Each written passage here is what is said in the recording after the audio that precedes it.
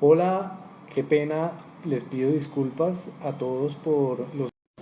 estamos presentando algunas dificultades técnicas con conexión a internet acá, pero pues Listo. bueno, si algo pasa en los procesos de innovación es la resiliencia. Entonces, pues mil disculpas a todos y pues gracias por estar acá a pesar de todas las dificultades técnicas. Entonces, el profe ya me está escribiendo, está tratando de solucionarlo, pero ya me escuchan, ¿verdad? Sí, ya te escuchamos, Juan, perfectamente.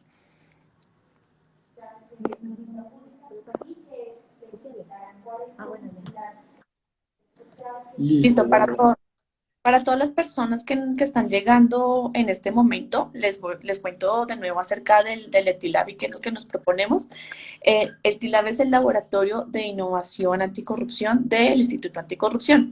Entonces les cuento muy rápidamente de qué se trata todo lo que hacemos en el instituto. Nosotros somos una ONG que estamos desde el 2018. Juan les comentaba esto hace un momento. Trabajamos en cómo generar soluciones y cómo entender tanto las causas como las consecuencias de la corrupción para poderle brindar soluciones a la sociedad colombiana, en cómo mitigarla y en el mejor de los casos, cómo acabar con la corrupción en Colombia. Entonces somos un equipo de aproximadamente 13 a 14 personas y puntualmente el ETILAB es una iniciativa muy bonita que surge en junio de 2020 como iniciativa de un grupo de voluntarios del Instituto Anticorrupción, que surge por iniciativa voluntaria. A lo largo de todo este año hemos venido trabajando los sábados, creando toda la concepción del ETILAB, creando hacia dónde tiene que ir toda esta iniciativa.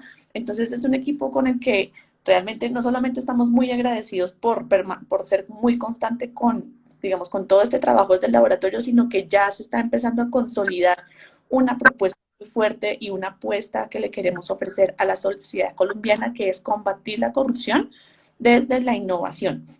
Y todo esto, digamos, surge desde el punto de vista en que en Colombia nosotros realmente estamos muy frustrados.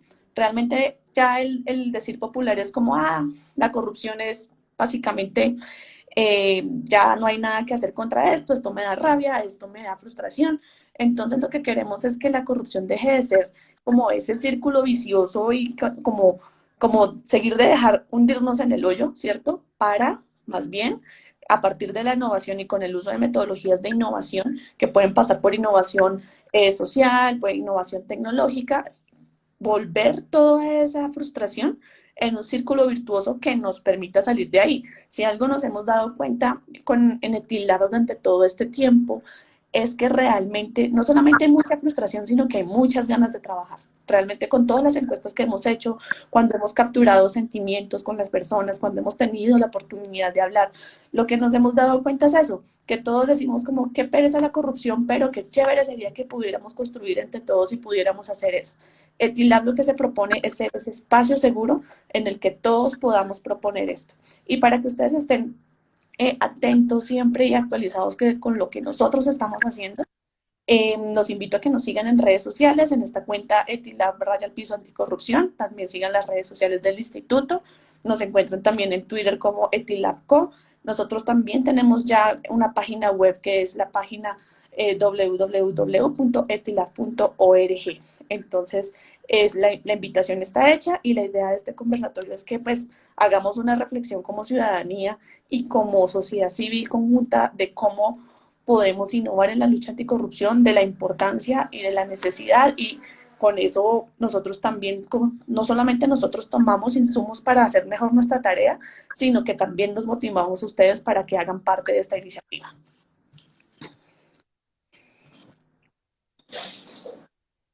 Listo. Bueno, antes de comenzar con temas de cómo la innovación puede ayudar a combatir la corrupción, pues hay que definir la innovación, que es la parte del profe Alexander, pero pues sigue presentando algunos problemas, entonces te sugiero a ti, Adri, que comiences con tu pequeña ponencia en torno al tema sugerido, que es los retos y oportunidades desde la sociedad civil para combatir la corrupción. mientras el profe Alexander pues ahorita se conecta y nos da una explicación de lo que él entiende por innovación y pues la importancia de la innovación en todos los aspectos sociales. Perfecto, listo. Entonces, bueno, para empezar sobre este tema de los retos y las oportunidades de la lucha anticorrupción desde la sociedad civil, creo que el tema es bastante amplio para empezar. Entonces, yo quiero empezar primero por las oportunidades antes que por los retos. Y desde la sociedad civil, digamos, en lo que hemos trabajado desde el laboratorio, les cuento un poco también yo que he hecho antes. Yo, pues básicamente soy una persona que vengo del sector público, entonces la perspectiva en la lucha anticorrupción es 100% distinta. Incluso cuando trabajábamos de la mano con veedurías ciudadanas, no es lo mismo la capacidad de fuerza o la capacidad de razonamiento que tiene una entidad que lo que tiene una organización no gubernamental. Entonces, aquí hay un punto que me gustaría como poner en primer lugar, y es que en la sociedad civil pues realmente no tiene como ninguna obligación con el Estado y eso digamos que da cierta flexibilidad en la medida en que digamos, las mismas organizaciones de la sociedad civil somos quienes decidimos hacia dónde queremos apostar.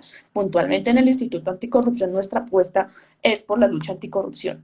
Entonces, eh, dicho esto, también hay un segundo tema que surge a raíz de esto y es que así como las entidades públicas y privadas tienen una reputación, las organizaciones de la sociedad civil también las tenemos.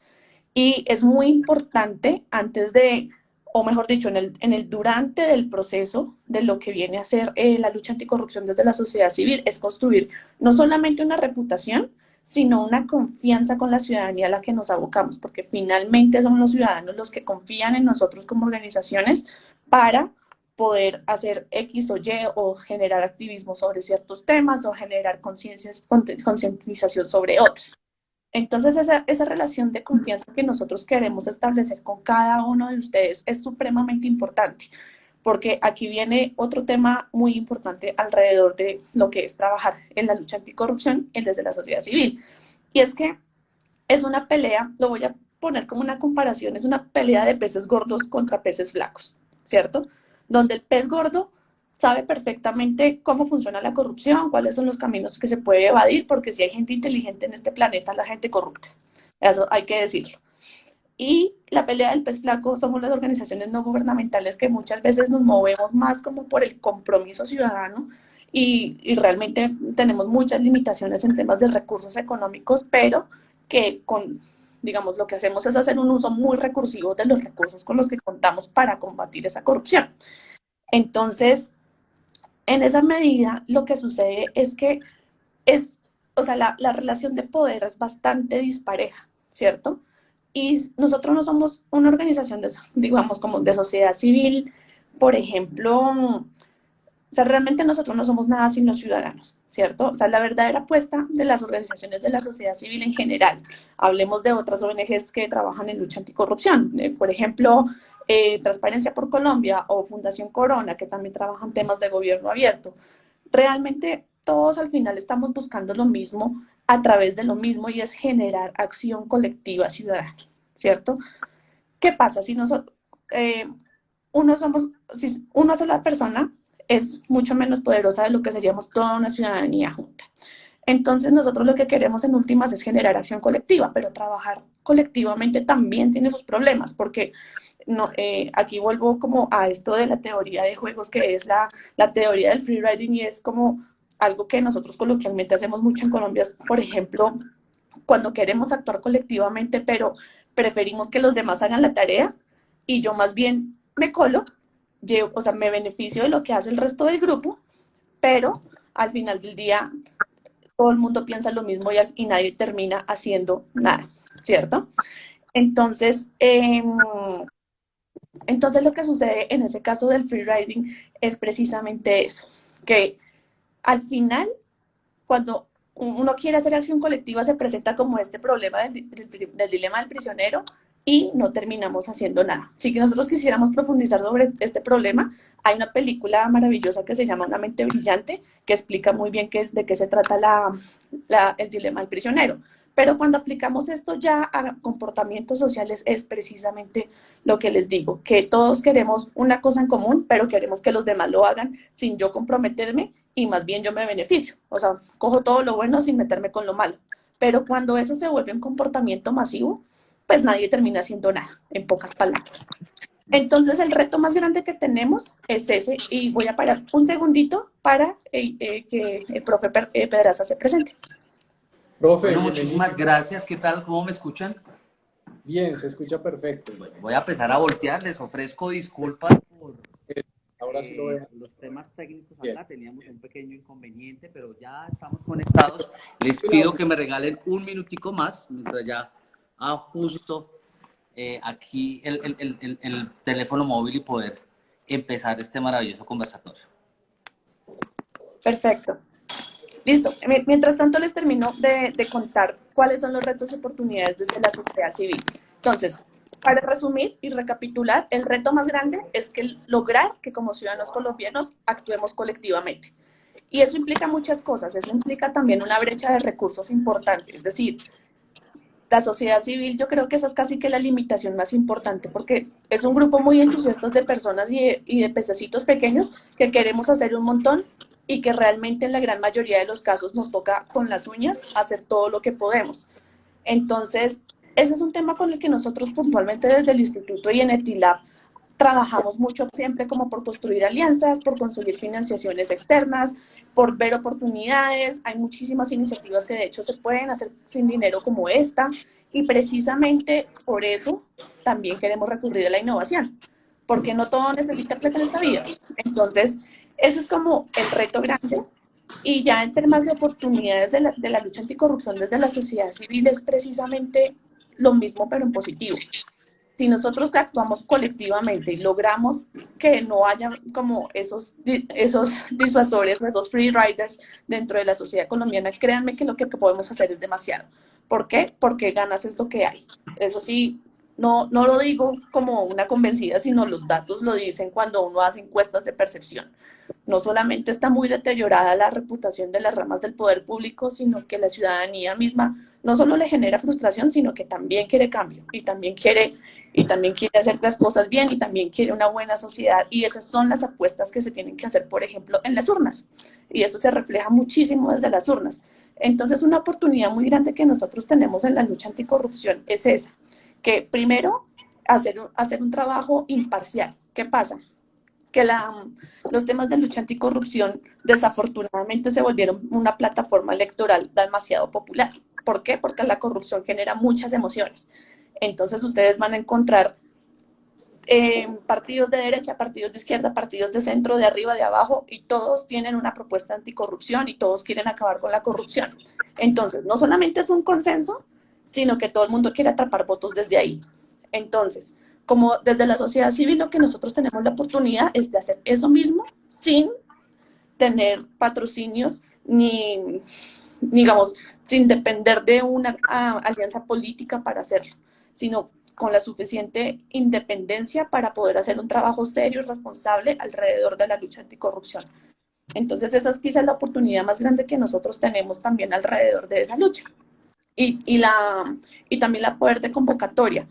O sea, les hablaba hace un momento acerca de los temas de establecer confianza entre la sociedad civil y la ciudadanía misma, porque nosotros al final del día nos abocábamos de la ciudadanía.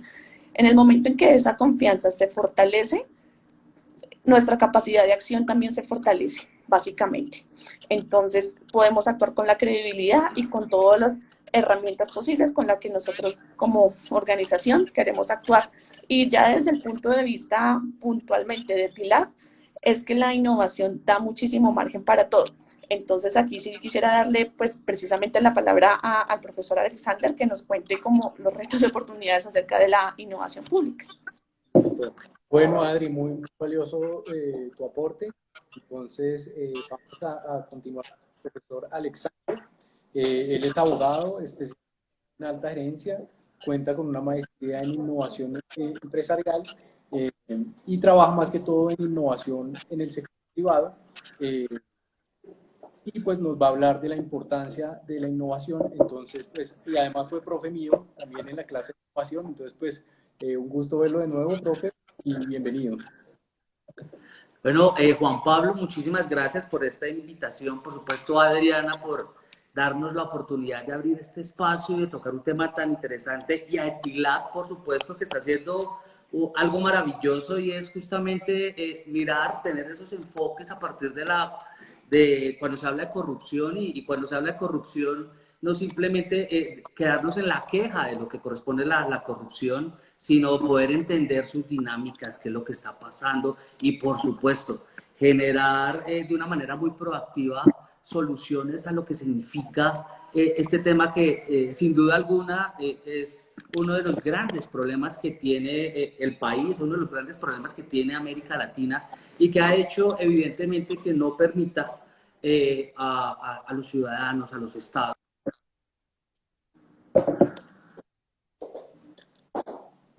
Profe, se le fue el audio. Uno de sus ciudadanos. Ya, perdón, se le había ido el continúe, Okay. profe. Bueno, entonces, cuando hablamos de innovación, pues evidentemente se ha hablado muchísimo de innovación. Es una palabra que está de moda desde hace un tiempo, pero a veces también entender la innovación se vuelve complejo, porque aplicamos la innovación absolutamente para todo. Y uno ve antes de la pandemia, por ejemplo, y después de la pandemia, cómo todos los foros tenían la palabra innovación. Pero decíamos qué es la innovación, cómo funciona, cómo se construye. A veces es muy difícil también contestarlo porque parece que la innovación se construye y se reconstruye permanentemente y es una dinámica que está presentándose constantemente. Digamos que en el tema, de la innovación podríamos definirlo de una otra manera como esa oportunidad que se da desde la invención más la creatividad con un objetivo que genera valor. Digamos que la suma de todo esto podríamos llamarlo innovación, pero tendremos que aplicarlo y entenderlo a cada espectro de oportunidad de una manera distinta. Entonces, evidentemente la innovación ahí nos empieza a jugar distinto, sobre todo en un momento tan complejo. Hablábamos que, evidentemente ustedes lo saben muy bien, a partir de la pandemia se han acelerado muchos temas. Nos encontramos con una revolución. Hablábamos de la cuarta revolución industrial, pero esta cuarta revolución también implica dos elementos muy importantes que vale la pena tener en cuenta y también vale la pena poder conectarlos con lo que significa la corrupción.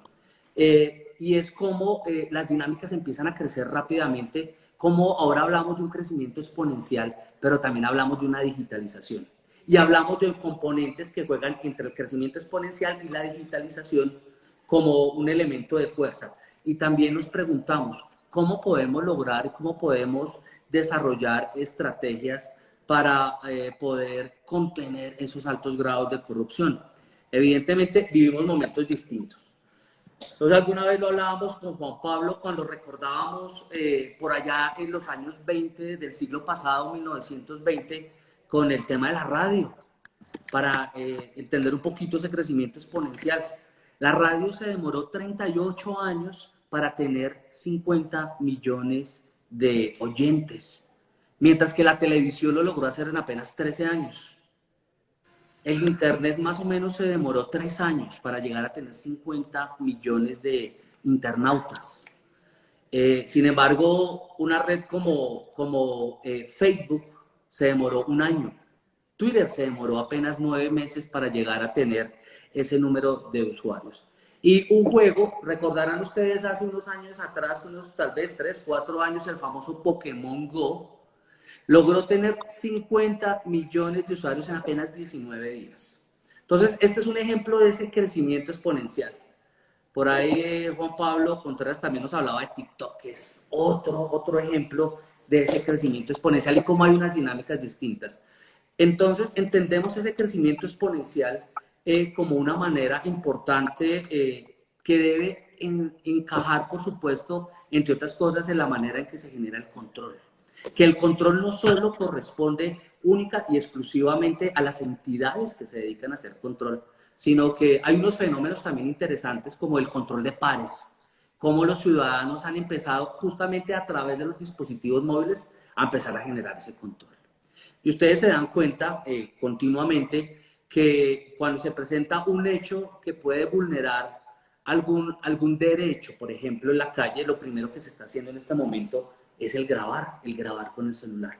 Entonces, miren cómo realmente la innovación, estos fenómenos que se están dando, por ejemplo, como el crecimiento exponencial, en las organizaciones y en el mundo de hoy, también se nos conecta muy bien con lo que significa la corrupción, porque son elementos para tener en cuenta.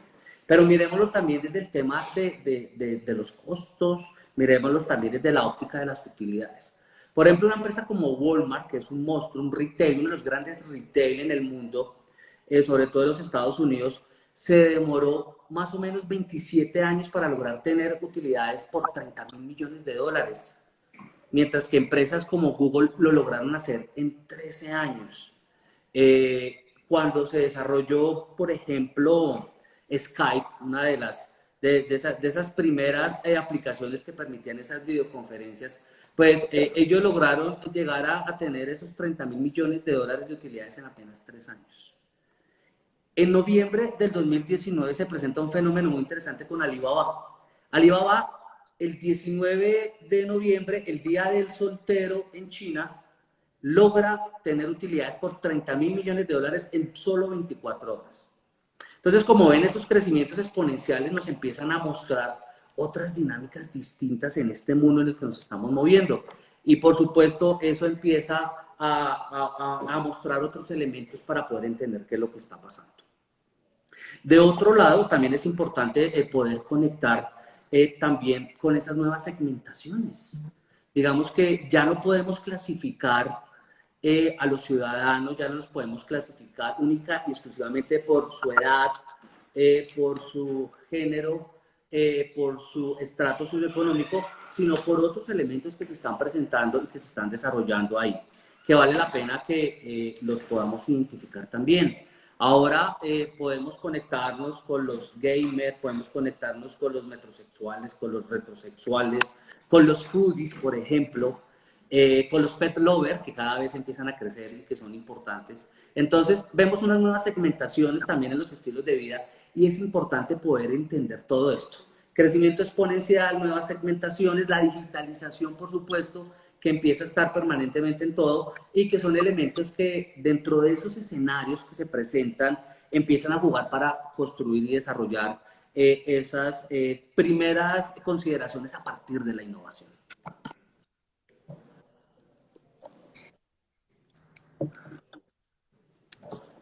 Listo, profe, me llama mucho la atención una cosa que usted menciona y es el uso de la innovación, del término de la innovación indiscriminadamente. Y pues nosotros, como somos un laboratorio que trabaja de la mano con la ciudadanía y con unos voluntarios, pues hicimos unas preguntas previas y una va dirigida en ese sentido. Entonces, no sé si pasamos ya a unas preguntas rápidas que hicimos con el equipo de ITILAB y precisamente me gustaría comenzar con esa. De la innovación, dice, de la innovación se ha hablado mucho y existen diferentes definiciones y tipos de innovación.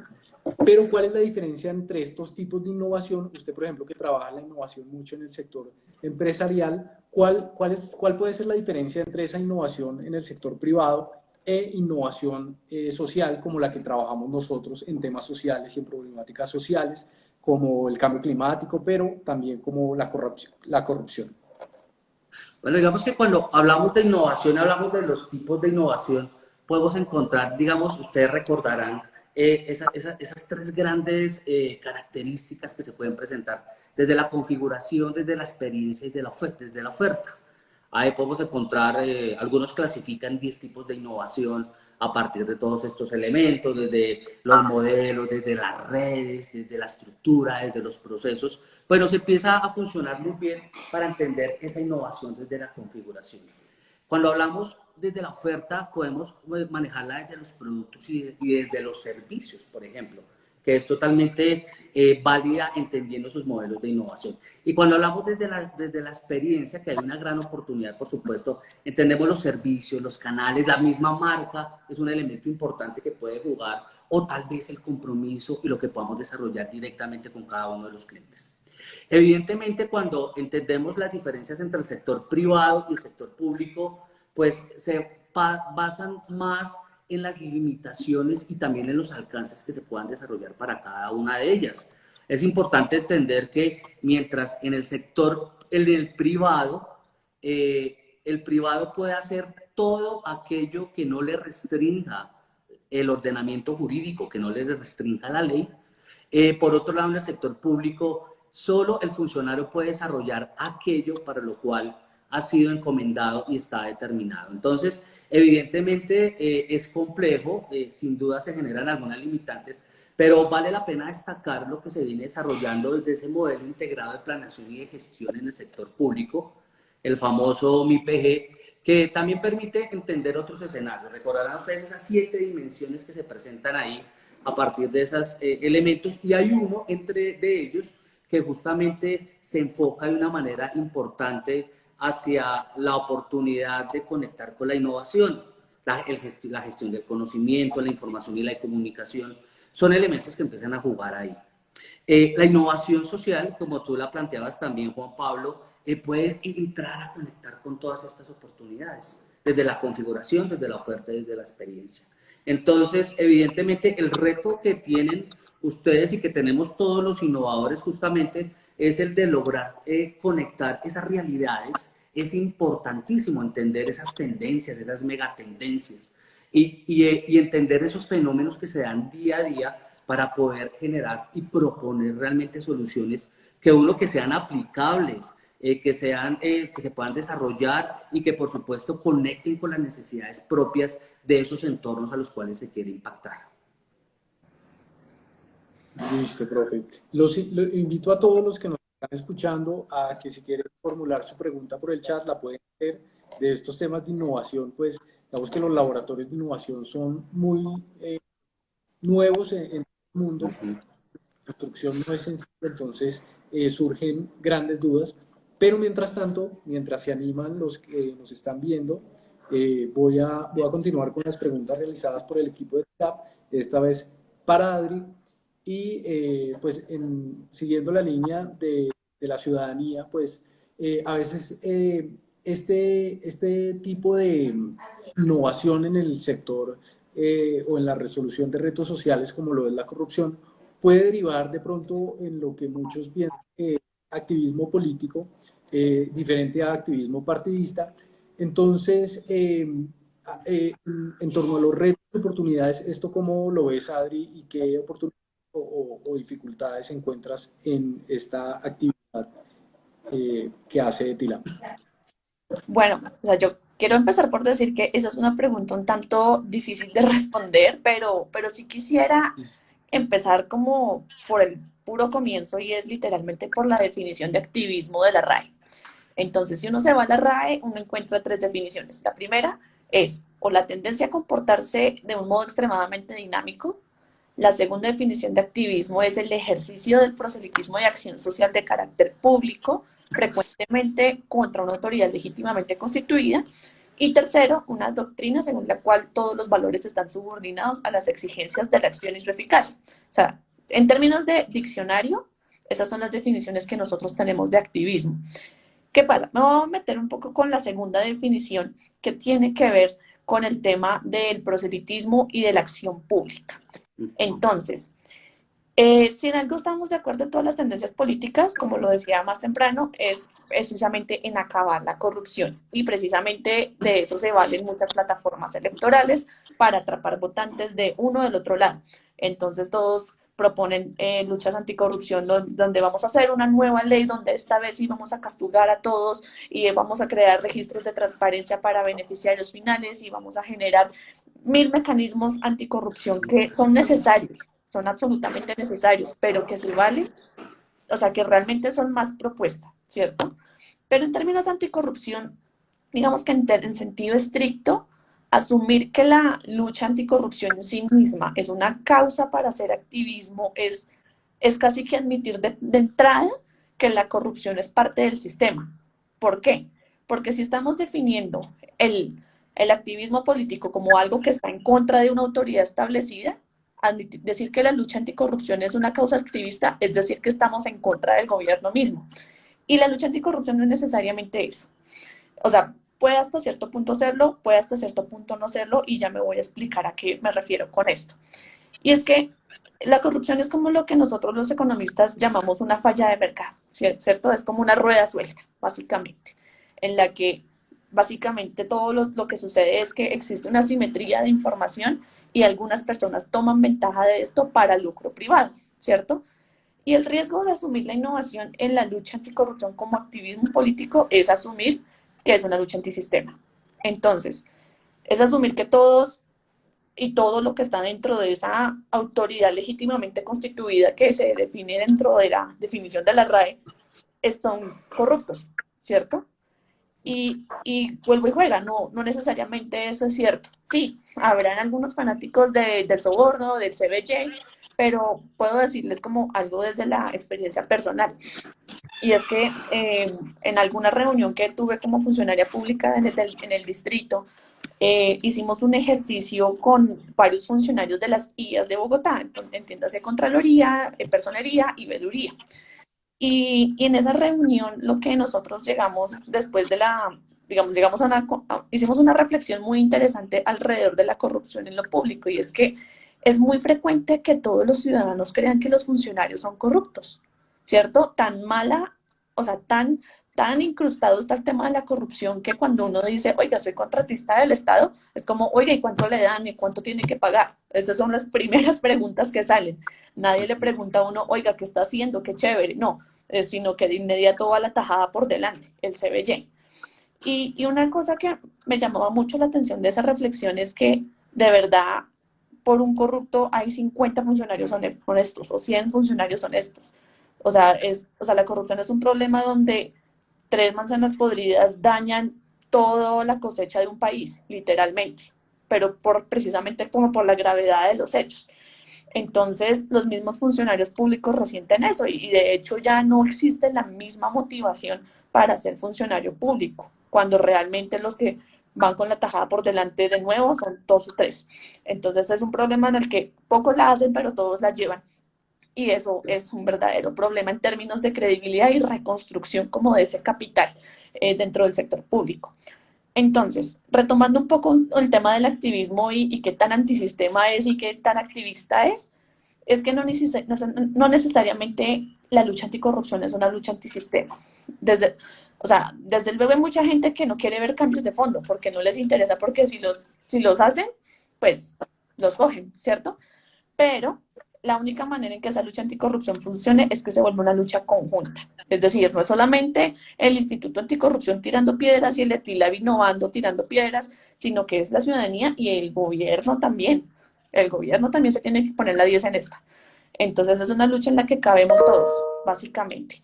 Y digamos, para terminar en este punto, aquí lo más, digamos, como el segundo riesgo de que la lucha anticorrupción sea una causa activista es que el mundo de hoy es demasiado polarizado y es como, si no es conmigo, estás contra mí, ¿cierto?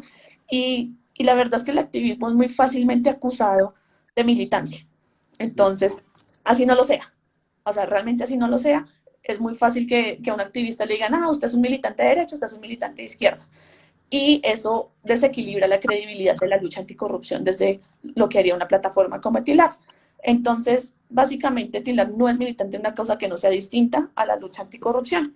Y por eso este es un espacio donde se le quiere dar validez a absolutamente todas las ideas. Y si nosotros seguimos avalando como esa polarización digamos, seguimos asumiendo esa idea activista, le estamos dando de pronto más peso a ideas, algunas ideas sobre otras, y esa desde luego jamás va a ser nuestra intención. Entonces creo que esos son como las notas principales que tengo que decir al respecto. Bueno, qué pena con todos, ya el profe Alexander se tiene que retirar, no sé si nos alcanza a responder una preguntita con la ciudadanía, en torno a, ahí Daniel y Natalie preguntan que qué tan viable es usar metodologías centradas en los usuarios en la lucha contra la corrupción y cómo se está seguro de que se está avanzando en esta lucha. Rápidamente, antes de que nos deje. Muchas gracias, Juan Pablo, y muy interesante ese tema con Adriana, que me gustaría que en algún momento tuviéramos otro espacio también para tocar ese activismo y poder justamente proponer también desde la academia para generar valor a ese trabajo tan maravilloso que ustedes vienen desarrollando. Sin duda, por supuesto que todas estas metodologías, sobre todo ustedes habían hecho unos ejercicios muy interesantes con algunas de las metodologías ágiles, como el tema del design thinking y demás, nos funcionan muy bien también para entender cómo podemos encajar y cómo podemos trabajar, entre otras cosas, para sensibilizar desde otras maneras a la ciudadanía en esos temas de corrupción. Evidentemente, tú muy bien lo decías, Adri, cuando se toca el tema de percepción, se percibe que realmente hay un Estado corrupto, se percibe un Congreso complejo, se percibe lo que ha pasado, por ejemplo, estos días con los temas de la policía, con la fuerza pública y demás, se generan unos temas de percepción, pero realmente no tenemos el alcance y no tenemos la oportunidad de poder medir realmente hacia dónde se está desarrollando esto. Y lo que decía al comienzo del tema del control de pares, donde la ciudadanía se involucra, donde la ciudadanía dice, ojo que esto está mal, ojo que no podemos desarrollar eso, es una manera también de empezar a construir. Hablábamos ahora de que la innovación implica elementos como la experiencia, construir la experiencia desde la comunicación, desde el desarrollo propio, de entender la marca, de entender la comunicación, poder informar estratégicamente y poder lograr esa sensibilización. Vamos, porque muchas de esas percepciones creemos que el político de turno es corrupto, sin embargo, en las urnas se sigue repitiendo permanentemente lo mismo. ¿Dónde llega y hasta dónde es el alcance que puede tener el valor de la corrupción? Entonces, si nosotros como ciudadanos simplemente nos quedamos en la queja que se desarrolla dentro de nuestro entorno, de nuestros hogares, pero no estamos trabajando decididamente para poder aportarle a esto. Entonces, sí funcionan, estas metodologías sin duda nos permiten entender otras nuevas miradas, otras nuevas maneras de conectar ahí y son totalmente válidas para poder aplicarlas y desarrollarlas, sobre todo en la construcción de un mejor país. La construcción de un mejor país que implica, por supuesto, mirar alternativas para no repetir lo que se ha venido desarrollando y, por supuesto, para encontrar otras miradas. Gracias. Entonces, pues sé que se tiene que ir ya. Muchas gracias por acompañarnos y pues estaremos en comunicación.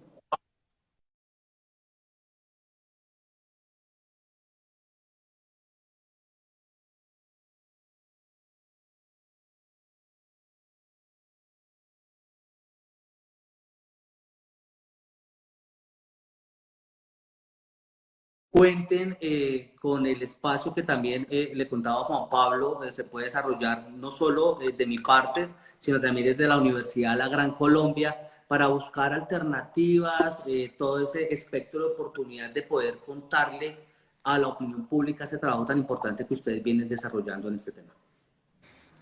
Excelente, aceptamos la invitación con muchísimo gusto. Bueno, Juan Pablo, Adriana y a todos los que se conectaron, muchísimas gracias. Listo, profe, que le vaya muy bien, gracias. Bueno, feliz noche. Gracias a todos. Vale, feliz noche, que estén muy bien, muchísimas gracias. Gracias.